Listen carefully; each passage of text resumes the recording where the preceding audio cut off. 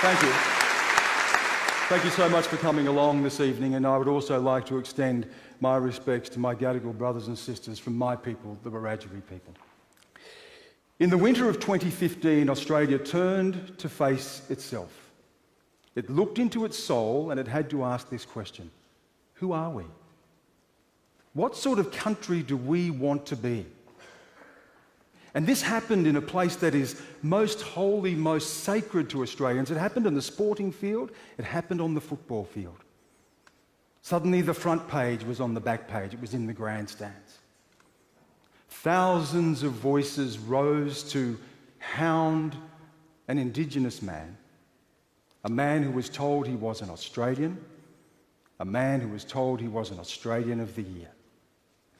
And they hounded that man into submission. I can't speak for what lay in the hearts of the people who booed Adam Goodes, but I can tell you what we heard when we heard those boos. We heard a sound that was very familiar to us. We heard a howl. We heard a howl of humiliation that echoes across 2 centuries of dispossession, injustice, suffering, and survival. We heard the howl of the Australian dream, and it said to us again, "You're not welcome." The Australian dream. We sing of it and we recite it in verse. Australians all, let us rejoice, for we are young and free. My people die young in this country. We die 10 years younger than average Australians, and we are far from free.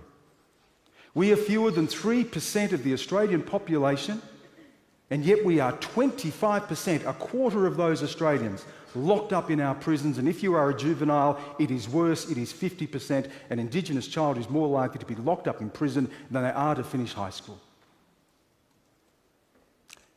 I love a sunburned country, a land of sweeping plains, of rugged mountain ranges.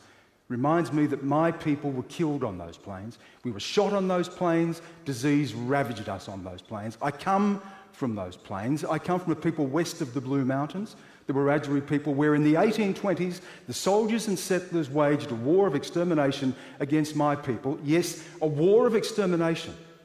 That was the language used at the time. Go to the Sydney Gazette and look it up and read about it. Martial law was declared and my people could be shot on sight. Those rugged mountain ranges, my people, women and children, were herded over those ranges to their deaths. The Australian dream. The Australian dream is rooted in racism. It is the very foundation of the dream. It is there at the birth of the nation. It is there in terra nullius, an empty land, a land for the taking. 60,000 years of occupation.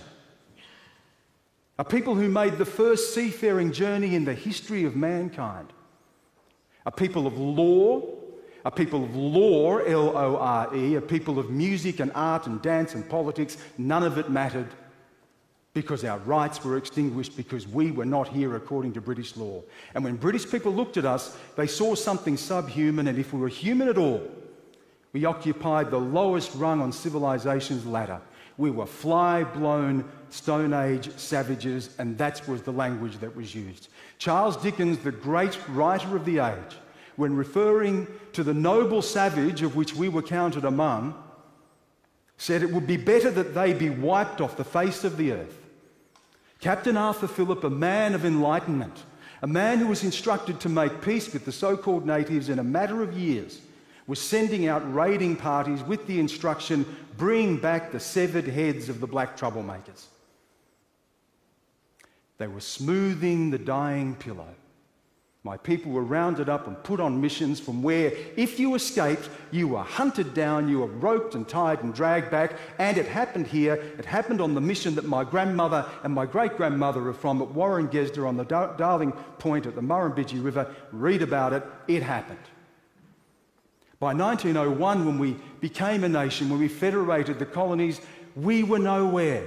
We're not in the Constitution, save for race provisions, which allowed for laws to be made that would take our children, that would invade our privacy, that would tell us who we could marry and tell us where we could live, the Australian dream. By 1963, the year of my birth, The dispossession was continuing.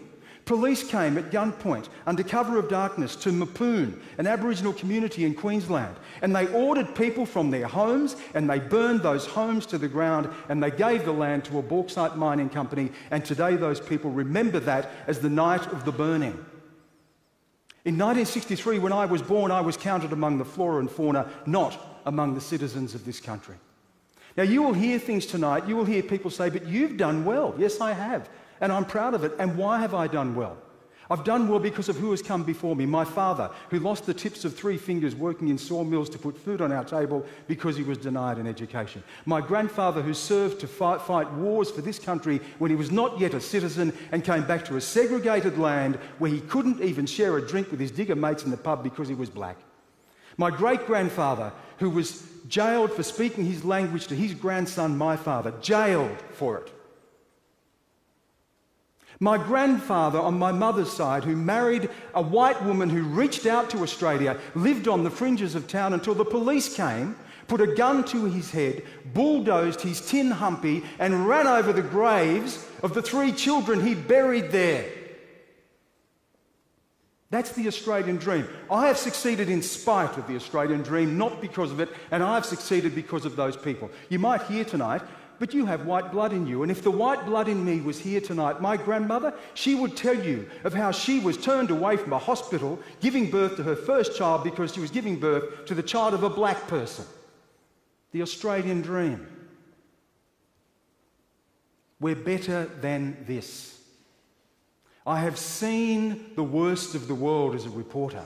I spent a decade in war zones from Iraq to Afghanistan and Pakistan. We are an extraordinary country. We are in so many respects the envy of the world. If I was sitting here where my friends are tonight, I would be arguing passionately for this country. But I stand here with my ancestors and the view looks very different from where I stand. The Australian dream. We have our heroes. Albert Namatjira painted the soul of this nation.